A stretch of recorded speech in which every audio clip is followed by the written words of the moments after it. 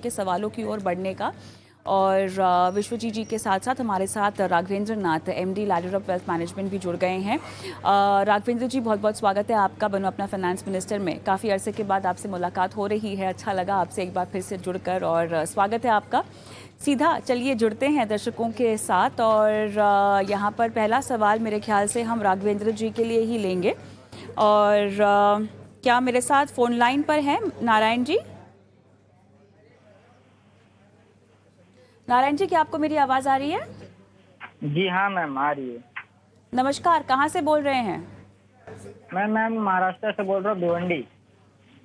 अच्छा, ये बताइए कि छोटा सा इन्वेस्टमेंट आप कर रहे हैं, छोटे से अमाउंट का कितना कर रहे हाँ हैं ये, कि करना चाहते हैं?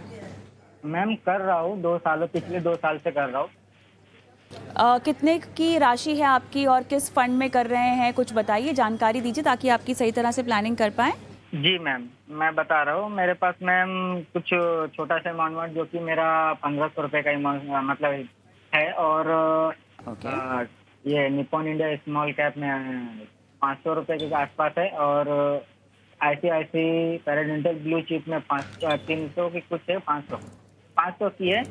और उसके अलावा ये टाटा डिजिटल इंडिया फंड में कुछ 300 की है। और मुझे मैम पोर्टफोलियो देखना पड़ेगा, उतना मुझे याद नहीं है। तो टोटल 1500 का कुल 1500। 1500 का कुल 1500। निवेश है, इसमें से निप्पॉन इंडिया जी हाँ। स्मॉल कैप है, आईसीआईसीआई का ब्लू चिप है और टाटा हाँ का डिजिटल फंड है। डिजिटल। इसके अलावा हाँ एक और डिजिटल। फंड है? हाँ मैम, क्वांट का 1 टाइम इन्वेस्टमेंट है जो कि 5000 का मैंने किया है। क्वांट का कौन सा फंड है? Quant small cap fund ma'am. Quant का भी स्मॉल कैप है। जी मैम। चलिए, कब से कर रहे हैं इसमें निवेश? मैम पिछले 2 साल से कर रहा हूँ, जो कि आज मेरा हो जाता है 25वां। हाँ, 25-26 मंथ आसपास होने को आ रहा है। क्या आपने निवेश की राशि बढ़ाई है कि केवल जो शुरू हाँ किया था मैम, वो अभी ही मैंने रखा है? निप्पॉन इंडिया स्मॉल कैप में स्टेप अप लिया है 100 रुपीज का। ओके, ठीक है। तो 1 करोड़ चाहिए 30 साल के बाद, और निवेश की राशि जी जितना मैम। हो सकेगा आप बढ़ाने की कोशिश करेंगे? जी हाँ, ओके, बढ़ाने की चलिए। कोशिश करेंगे। और टाइम ठीक। होरिजन में 30 से 35 भी जाता है तो कोई वो इशू नहीं है। मेरे पास टाइम मुझे बस होरिजन बहुत आपसे है। एक सवाल और पूछना है, उसके बाद मैं एक्सपर्ट के पास जाऊंगी। 1 करोड़ जी रुपए मैम। क्या 30-35 साल के बाद आपके लिए काफ़ी होंगे? क्योंकि आज की तारीख में ये 1 करोड़ आपको बड़े लग रहे हैं। 30 से 35 जी साल के मैम। बाद ये वैल्यू कम हो जाएगी, ये 1 करोड़ नहीं होंगे। आपको क्या पता है कि किस लक्ष्य के लिए आपको ये पैसे जोड़ने हैं? क्या आपने महंगाई को भी इसमें काउंट किया है? नो मैम, मैंने इसमें महंगाई को कोई काउंट नहीं किया है। बस मुझे कैसा है, इन्वेस्टमेंट किया था जो कि बोलते हैं ना मैम, कुछ पैसे इनमें सेव हो जाए इसके लिए। बिल्कुल सही कह हाँ। रहे हैं आप, लेकिन आपको ये समझना होगा कि जैसे समय बीतता है जो पैसे की वैल्यू होती है वो भी घट जाती है, क्योंकि महंगाई बढ़ रही है। और इसीलिए जी अगर मैम। 30-35 साल के बाद आपको चाहिए होंगे 1 करोड़ रुपए, तो आज की तारीख में वो टारगेट 1 करोड़ से ज़्यादा का होगा। कितना होगा ये हम जानते हैं। राघवेंद्र जी, आपके पास सवाल है नारायण जी का, और मेरे ख्याल से आप उन्हें ये बता दीजिए कि 30-35 साल के बाद आज के 1 करोड़ की, राघवेंद्र जी, वैल्यू क्या रह जाएगी? तो एक तो कविता जी, अगर 7% का जैसे इन्फ्लेशन अगर पकड़े, जो कि नॉर्मली रहता है 6-7% का इन्फ्लेशन, तो आपका हर साल में, आपका हर 8 या 9 साल में आपके पैसे की वैल्यू 50% रह जा रही है। तो अगर जो आज 1 करोड़ की वैल्यू है, वो उस समय करीब 4 करोड़ का खर्चा करना पड़ेगा उस 1 करोड़ के का खर्चा करने के लिए। आज जो अगर 1 करोड़ रुपए की जो वैल्यू है, उसकी वर्थ 4 करोड़ की होगी 30 साल के बाद। और उसको अगर हम थोड़ा डिफरेंट तरीके से समझें, तो अगर हम 30 साल पहले का अपना खर्चा लगाएं, आज एक अमूमन एक आम आदमी मान लिए 40 से 50 हजार रुपए हर महीने खर्च करता है।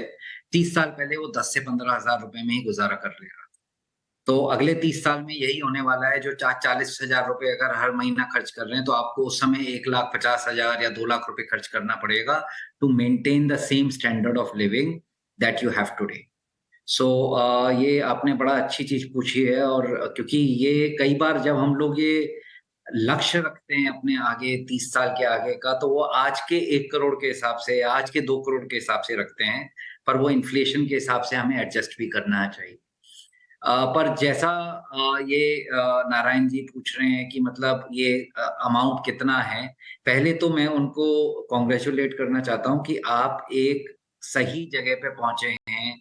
एक आप एसआईपी कर रहे हैं जो कि वेल्थ क्रिएशन का ज़रिया है और दुनिया भर में हिस्टोरिकली ये प्रूवन हो चुका है कि म्यूचुअल फंड्स में अगर आप एसआईपी कर रहे हैं जो कि इक्विटी में जा रहा है जहाँ पर पैसा, उससे सबसे अच्छा लाभ होता है आपको और सबसे ज़्यादा आपकी धन वृद्धि होती है, वेल्थ ज़्यादा बढ़ती है।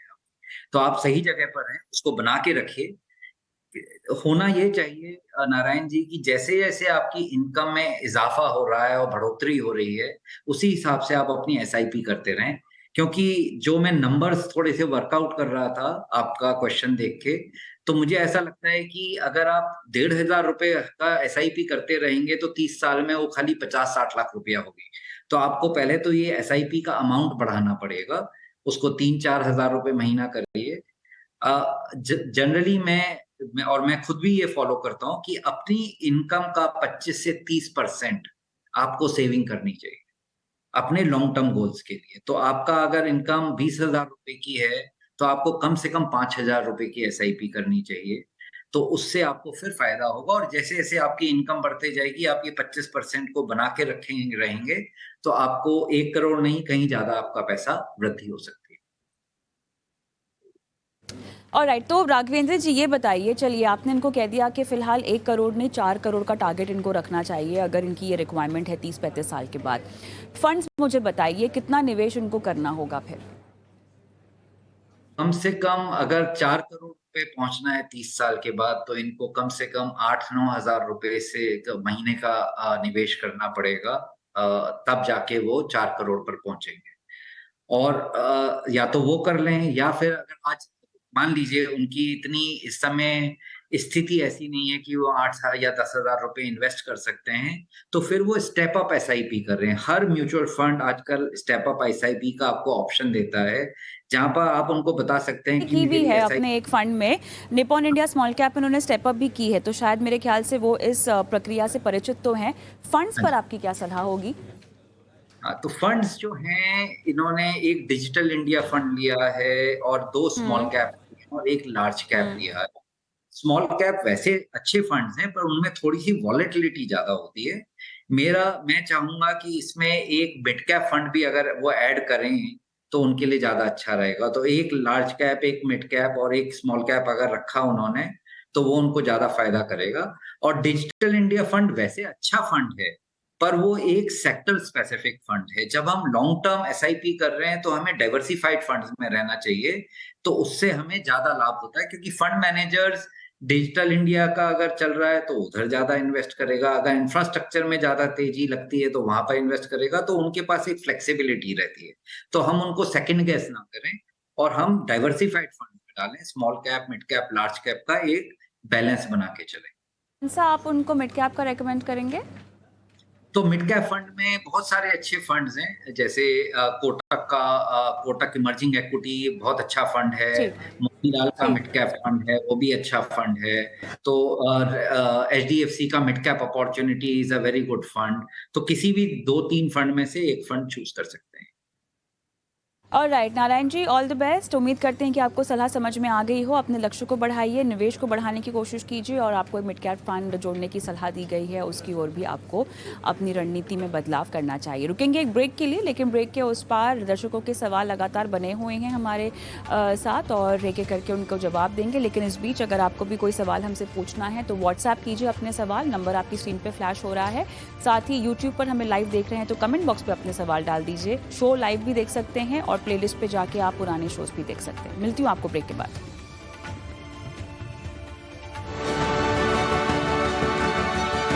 आप देख रहे हैं बनो अपना फाइनेंस मिनिस्टर और शो का आखिरी पड़ाव, जहां पर दर्शकों के सवालों के जवाब हम दे रहे हैं। और विश्वजीत जी, आपके लिए सवाल है हमारे दर्शक अजय का, और इन्होंने यूट्यूब के जरिए अपना सवाल हमें भेजा है। और एसआईपी और लमसम क्वांट स्मॉल कैप में इन्होंने किया हुआ है। निपॉन स्मॉल कैप, मोतीलाल का मिड कैप है इनके पास, एसबीआई का मिड कैप है, पराग पारेख का फ्लेक्सी कैप है, एक्सिस का small cap, HDFC mid cap है। और ये इन्वेस्टमेंट कर रहे हैं इसी साल अगस्त से और 10 साल के लिए इन्वेस्टमेंट करना चाहते हैं। फंड्स का सिलेक्शन कैसा है, ये इनका सवाल है। कविता जी, फंड का सिलेक्शन बहुत अच्छा है, बट अगर हम ओवरऑल पोर्टफोलियो को देखें तो 3 मिड कैप फंड्स हैं और 3 ही स्मॉल कैप फंड्स हैं। तो ओवरऑल पोर्टफोलियो थोड़ा-सा रिस्की बन जाता है, क्योंकि मिड कैप और स्मॉल कैप है और लार्ज कैप कोई भी नहीं है, केवल एक फ्लेक्सी कैप फंड है। तो मेरा सबसे पहले इनको सलाह ये रहेगी, क्योंकि अगर 3-3 फंड होंगे तो ओवरलैप भी होगा यकीनन। और दूसरा, मेरे ख्याल में पोर्टफोलियो में थोड़ा-सा स्टेबिलिटी लाने के लिए इनको लार्ज कैप कंसीडर करना चाहिए। तो एक-एक स्मॉल कैप और एक मिड कैप को ये स्टॉप कर सकते हैं, जिसमें कि क्वांट स्मॉल कैप को ये स्टॉप कर दें और HDFC mid cap opportunity fund को भी ये स्टॉप कर दें। उसकी जगह ये आईसीआईसीआई प्रूडेंशियल का ब्लू चिप फंड लें, जो कि एक लार्ज कैप फंड है, और या फिर एचडीएफसी का टॉप 100 फंड लें। तो ये दोनों फंड में भी ये एसआईपी स्टार्ट कर सकते हैं, ये 2 फंड स्टॉप करके। तो इनका ओवरऑल पोर्टफोलियो डाइवर्सिफाइड हो जाएगा अक्रॉस मार्केट कैप, और इस वजह से इनका थोड़ी स्टेबिलिटी भी आ जाएगी पोर्टफोलियो में, जो थोड़ा रिस्क है वो कम हो जाएगा। तो मेरी यही सलाह रहेगी कि फंड सिलेक्शन अच्छा है, लेकिन प्योरली मिड कैप और स्मॉल कैप है, तो लार्ज कैप को अपने पोर्टफोलियो में ज़रूर ऐड करें, ताकि एक डाइवर्सिफाइड पोर्टफोलियो बन जाए। तो लार्ज कैप आपको ऐड करने की सलाह दी जा रही है। आगे बढ़ते हैं राघवेंद्र जी, आपके लिए सुधीर का सवाल। और 10 साल में 1 करोड़ बच्चों की पढ़ाई के लिए इकट्ठा करना चाहते हैं और 20 साल में 5 करोड़ खुद की रिटायरमेंट, 50,000 की ये एसआईपी कर सकते हैं और अगले 10 साल तक पहला लक्ष्य आ जाएगा इनके सामने। और इन्होंने रिटायरमेंट और अपनी बच्चों की पढ़ाई का जो है वो लक्ष्य अपना रखा हुआ है। 5 करोड़ मेरे ख्याल से इनका रिटायरमेंट का है। बताइए कैसे अचीव होगा, कितने निवेश की राशि होगी, क्या फंड्स होंगे? तो ये 50,000 का एसआईपी जो कर रहे हैं, एक तो ये सोच सही है और बच्चों की पढ़ाई बड़ा इम्पोर्टेंट लक्ष्य है आजकल। और एडुकेशन इन्फ्लेशन इंडिया में 14-15% का है। तो जो राशि इन्होंने सोची है 1 करोड़ की 10 साल के बाद, वो अच्छी सोची है, क्योंकि अगर उनके पास 2 बच्चे हैं तो दोनों की पढ़ाई के लिए, हायर एजुकेशन के लिए उतना खर्चा हो सकता है। तो अगर जो 1 करोड़ है, क्योंकि वो 10 साल के पीरियड में कंपाउंडिंग का इफ़ेक्ट कम आएगा, तो उसके लिए इनको पैसा 50,000 में से 30 से 35,000 रुपया तो उसी लक्ष्य के लिए चला जाएगा इनका। क्योंकि अगर 30 से 35,000 रुपए हर साल डालेंगे तो 10 साल में उनके पास करीब-करीब 1 करोड़ रुपया इकट्ठा हो जाना चाहिए अपने बच्चों की पढ़ाई के लिए। और बाकी जो 15,000 रुपया है, जो बचता है, वो अपने रिटायरमेंट के लिए डालें। जो 20 साल आगे है, तो 20 साल में कंपाउंडिंग का इफ़ेक्ट ज़्यादा अच्छा आएगा, क्योंकि समय का अंतराल ज़्यादा है। तो 15,000 रुपए की एसआईपी उधर करें, और उसमें जैसा हम पहले भी मैं आपको बता रहा था कि जैसे-जैसे इनकी इनकम बढ़ते जाती है, उस अमाउंट को बढ़ाते जाएँ। तो अगर वो करते हैं तो आराम से वो 5 करोड़ के लक्ष्य पर पहुँच सकते हैं। ऑलराइट, चलिए आगे बढ़ते हैं और अगले दर्शक का सवाल, हुसैन का सवाल लेते हैं। क्या हुसैन मेरे साथ फोन लाइन पर हैं? चलिए, ये सवाल यूट्यूब के ज़रिए विश्वजीत जी आपके लिए। टाटा लार्ज और मिड कैप फंड में एसआईपी चल रही है। एक्सिस का मिड कैप है, टाटा का स्मॉल कैप फंड इनके पास है, क्वांट का टैक्स प्लान है और 15 साल में 1.5 करोड़ इनको चाहिए इस निवेश के ज़रिए। तो जी, अगर पहले गोल की बात करें तो 1.5 करोड़ रुपए का जो लक्ष्य है, अगर हम 12% का सीएजीआर लेके चलते हैं, 15 साल का समय है, तो करीब-करीब 31,517 रुपए की मंथली एसआईपी इनको चाहिए होगी, तब जाके इनका ये अपने लक्ष्य तक पहुँच पाएँगे। थोड़ा-सा अगर इनका पोर्टफोलियो देखें तो इन्होंने 2 टाटा के फंड ले रखे हैं, फंड्स अच्छे हैं, तो मैं इनको सलाह दूँगा कि Tata large and mid cap fund में बने रहें, लेकिन टाटा स्मॉल कैप से निकल के ये किसी और अच्छे स्मॉल कैप में शिफ्ट कर सकते हैं, जिसमें कि Nippon India small cap fund ले सकते हैं। और क्योंकि एसआईपी बढ़ानी पड़ेगी, तो एक हेल्दी मिक्स होना चाहिए लार्ज कैप, मिड कैप और स्मॉल कैप का। तो मैं इनको सजेस्ट करूँगा कि ICICI prudential blue chip fund, या फिर मिड कैप में Motilal Oswal mid cap fund, या फिर कोटक इमर्जिंग इक्विटी फंड, ऐसे करके ये अपने फंड्स का एक डाइवर्सिफाइड पोर्टफोलियो बनाएँ, तो ये बहुत जल्द अपने लक्ष्य के करीब पहुँच पाएँगे। ऑलराइट, चलिए ये है इनके लिए सलाह। और अगले कौन से दर्शक हैं हमारे पास जिनका सवाल हम ले सकते हैं? इरशाद का सवाल है। इरशाद का सवाल आपके पास होगा विश्वजीत जी? जी, कविता जी। ओके, तो इन्होंने एसबीआई स्मॉल कैप में 2,000 की एसआईपी कर रखी है। 20 साल का इनका लक्ष्य है, 500 रुपये और बढ़ाना चाहते हैं। फंड कैसा है और कितने रिटर्न इनको मिल सकते हैं? ये बहुत ही इंटरेस्टिंग सवाल है। जी, बिल्कुल कविता जी, 2,000 रुपए की राशि है, बट क्योंकि वो अपना एक अच्छा गोल अचीव करना चाहते हैं, तो वो जानना चाहते हैं। तो और ₹500 हर साल बढ़ाना भी चाहते हैं। तो मैं इनको यही सलाह दूँगा कि 2000 राशि अच्छा है शुरुआत के लिए, लेकिन करीब-करीब हर साल अगर ये 10% बढ़ाएँ, तो अभी तो ये 25% बढ़ाने की बात कर रहे हैं, बट हर साल अगर उसी अमाउंट का 10% बढ़ाएँ, तो करीब-करीब ये 12% सीएजीआर के हिसाब से 20 साल में इनका एक अच्छा खासा 40 लाख के करीब कॉर्पस बन जाएगा। तो एक बड़ी अमाउंट नज़र आएगी इनको, इसलिए ये अपना जितना हो सके अपने स्टेप अप अप्रोच से बढ़ाते जाएँ एसआईपी, और एक डाइवर्सिफाइड पोर्टफोलियो रखें, क्योंकि अभी इन्होंने सिर्फ स्मॉल कैप में ले रखा है।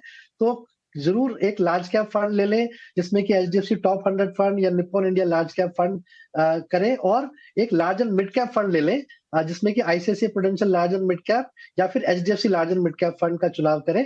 तो एक धीरे-धीरे अपने पोर्टफोलियो को और बढ़ाते जाएँ, लार्ज और मिड कैप में भी बढ़ाते जाएँ, ताकि जल्दी अपने गोल के करीब पहुँच पाएँ।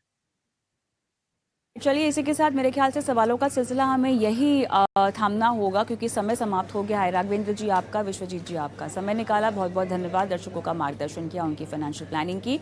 और इसी के साथ मुझे भी आज का शो समाप्त करना होगा। जाते जाते मैं आप सभी को छोड़ रही हूँ हमारे व्हाट्सएप नंबर के साथ, जहाँ पर अपने सवाल आप हम तक पहुँचा सकते हैं। लिखित रूप में अपने सवाल भेजिए, अपने नाम के साथ, फंड्स की डिटेल्स के साथ, क्या लक्ष्य है आपका। यूट्यूब पर हमें देख रहे हैं तो यूट्यूब पर भी अपने सवाल कमेंट बॉक्स में छोड़ सकते हैं। लाइव हमारा शो देखिए, प्लेलिस्ट में जाके पुराने बनो अपना फाइनेंस मिनिस्टर के भी शो देख सकते हैं, क्योंकि कई बार ऐसे होता है कि दूसरों के सवालों के जरिए आपको अपने सवाल का जवाब भी मिल जाता है। तो ये सारे शोज आपको यूट्यूब पर मिल जाएंगे। उम्मीद करते हैं कि इन शोज को देखकर आप अपने लिए एक फाइनेंशियल प्लान तैयार करें और सीखें कि निवेश किस तरह से आपको आगे ले जाता है आर्थिक आज़ादी की ओर। धन्यवाद, नमस्कार।